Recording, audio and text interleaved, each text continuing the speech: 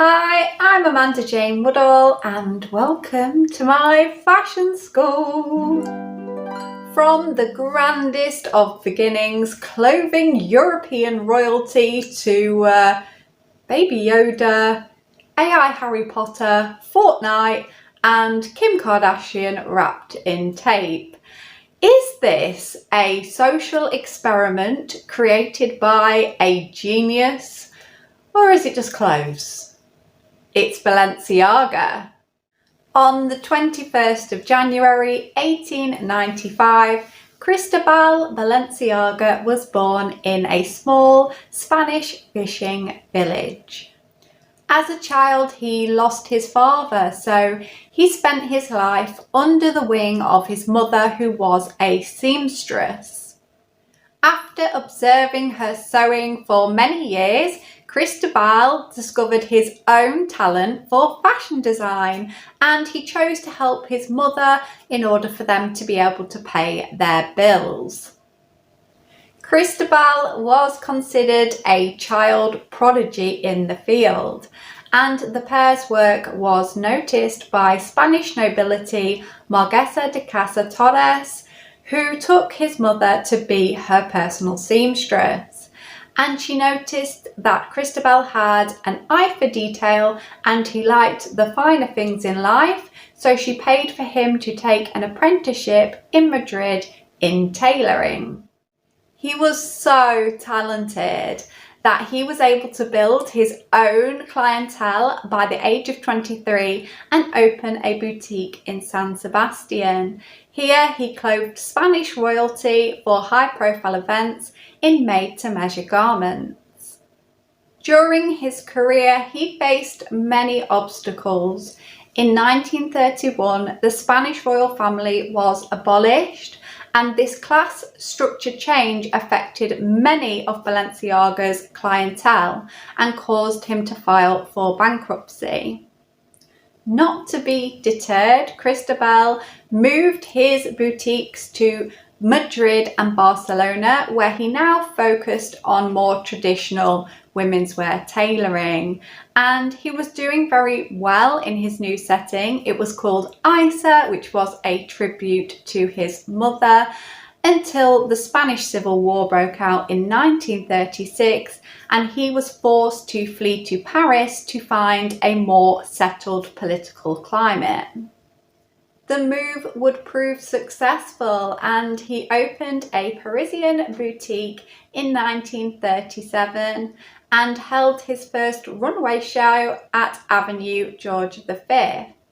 And here he showed his first collection inspired by the Spanish Renaissance.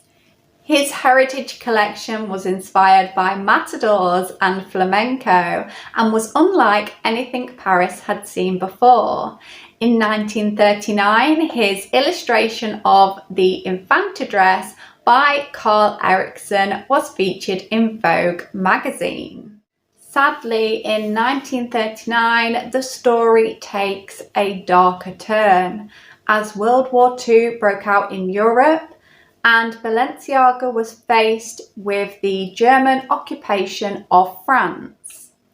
The nationalists admired Parisian couture because of its traditionalism and elegance, and so they tried to collaborate with brands such as Dior, Louis Vuitton, Chanel and Balenciaga, who were given the option to close down or cooperate. And this meant that Balenciaga had an advantage amongst his competitors because he wasn't affected by the fabric shortages during the war, and people would actually risk their lives to buy the Balenciaga military-inspired outfits. In 1945, the war was over, and this sparked a revival in couture fashion, who held a fashion show called Theatre de la Mode.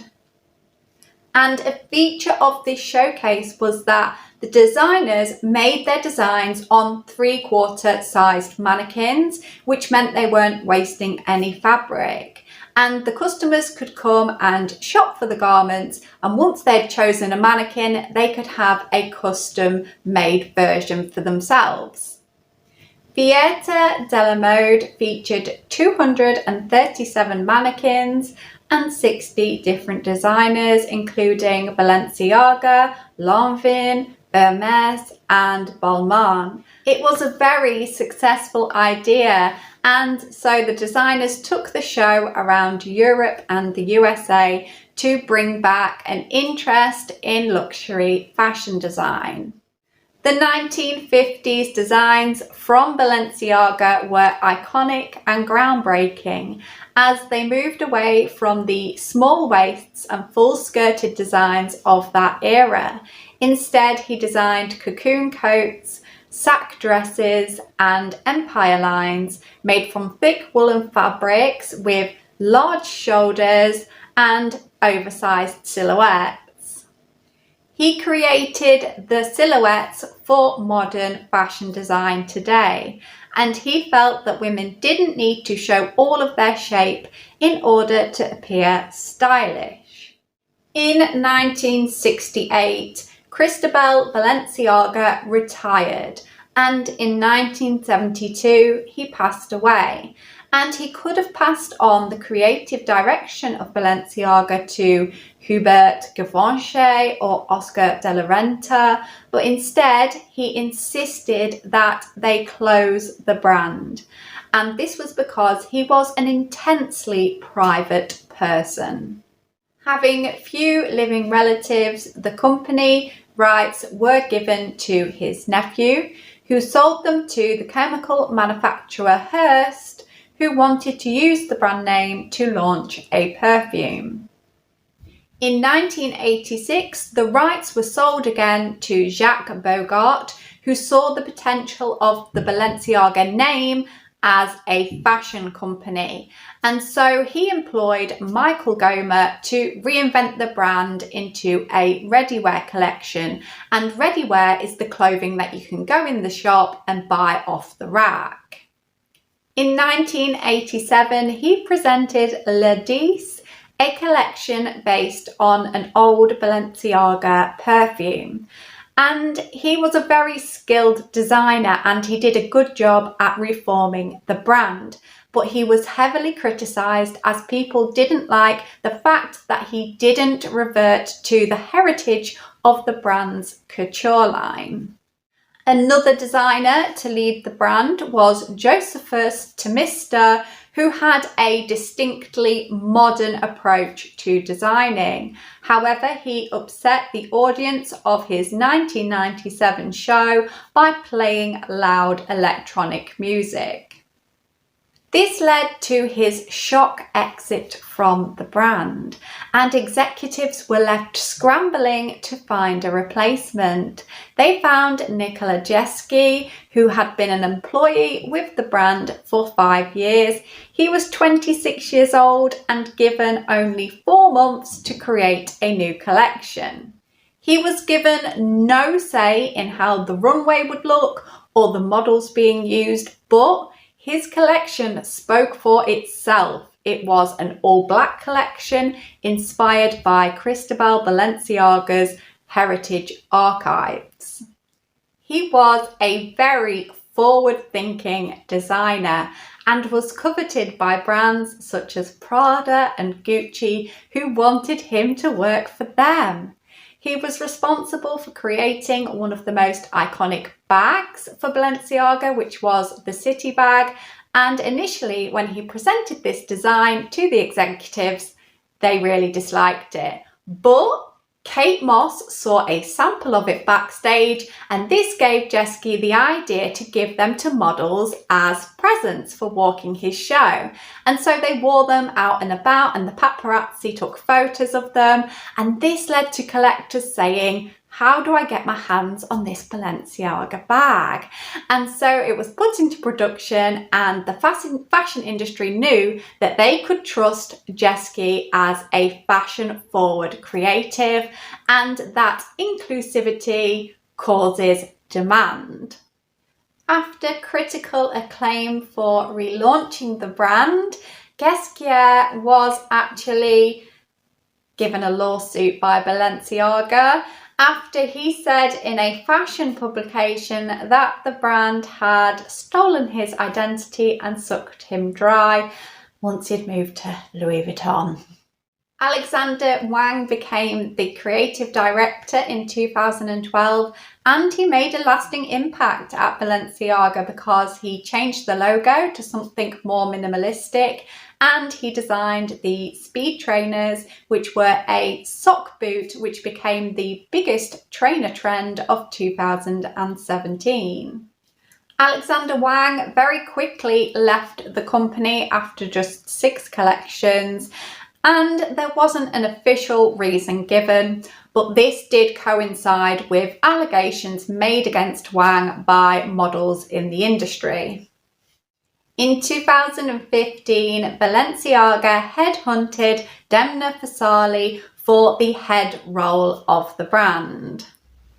He was an accomplished designer who had graduated from the Antwerp School of Fine Arts, and he had created waves in the industry by creating a high-end luxury streetwear brand named Denma.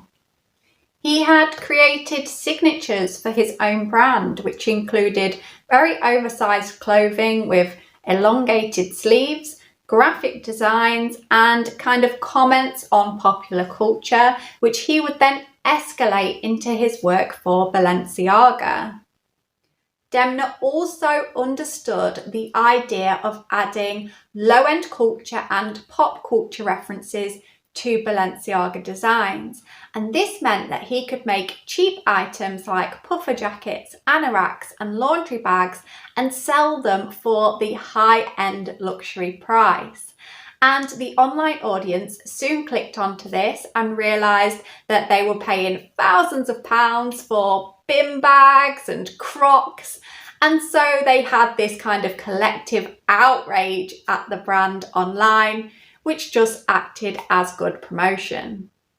In 2017, Demna replicated the Bernie Sanders logo for his fall-winter collection, and this caused interest in the collection as the USA political debates and election campaigns are very controversial, and some people found this tactic to be unoriginal and boring, but other people understood that it was meant to show the power of the corporate logo.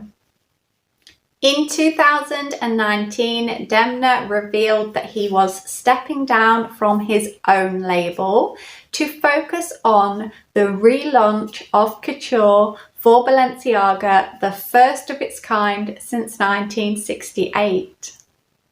And again, this was very divisive because some people thought that Demna was a street style designer and this was not very in keeping with couture ideas, but other people found it very sobering for the brand to bring it back to its roots.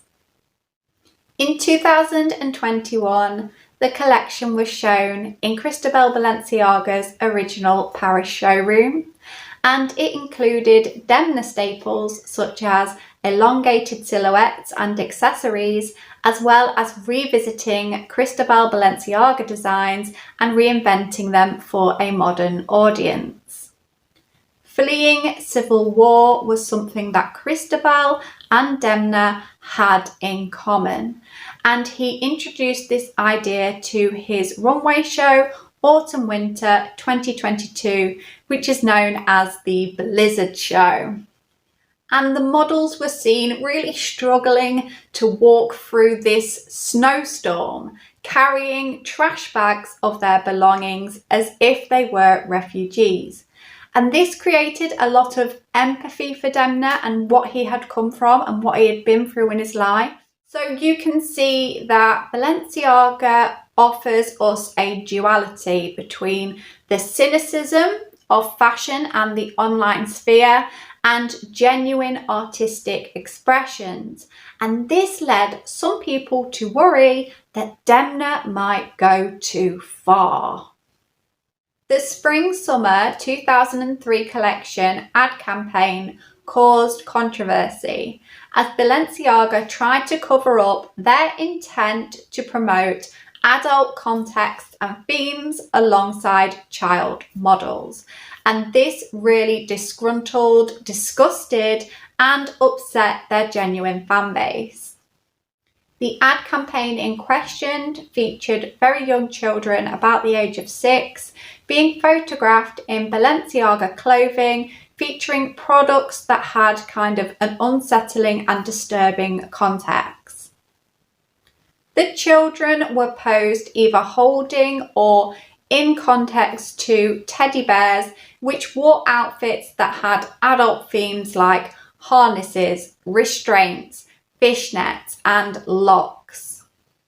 As this was very obviously inappropriate, it led people to look further into the imagery, and they found a chair bound with tape, a child's drawing of Satan, a link to Baal, who is a destructive god of paganism, and also a child sleeping behind a table full of alcohol. And after an outpouring of outrage on social media, the company gave a very weak response, deleted the campaign and replaced it with another one, which was a collaboration with Adidas. And at first, the setting for this seemed tame. It was just an office setting. But as people looked further into the images, again, they were very bizarre. And the most notable are a bag campaign, which featured a court document for a lawsuit concerning the virtual use of children in adult images. Books that were featured in the background of the office had disturbing themes that related to kind of the evil supernatural and children. A framed certificate with the name of a convicted P of children, and a model holding a key in his hand, which is alleged to be the key to the lock of the Bear campaign. It is clear that this information is very sensitive and unnerving, and Balenciaga's response has been that of denial, gaslighting, and blaming other people, even leading to them claiming they were going to file a $25 million lawsuit against their production company, but this was dismissed within a week. Information has come to light about Demna's close personal relationships with some troubling artists like Lotto Volkova and Gosha Rubchinsky, who face real-time allegations about their conduct online and also feature very disturbing occult-like imagery in their artworks. And clearly this shows a link between the fashion ad campaign and the interests of these kind of people who have a history working with Balenciaga, but as of yet nobody has been fired for producing these images. And without any admission of guilt or context for why this might have been done, Balenciaga supporters are left with many questions. Is Demna a sadistic internet troll? And was this just a marketing campaign that got out of control? Or is there something more sinister going on? The subversion of imagery to kind of indoctrinate us or subconsciously make us normalize these themes? And the most important question of all, is this what Cristobal Balenciaga wanted? So we have come to the end of this video, and I would like to say a big thank you to the subscriber who recommended this theme. I always have a lot of fun doing subscriber requests, so thank you very much and keep them coming. And I will see you again in my upcoming video when we're going to take a look at British pop culture.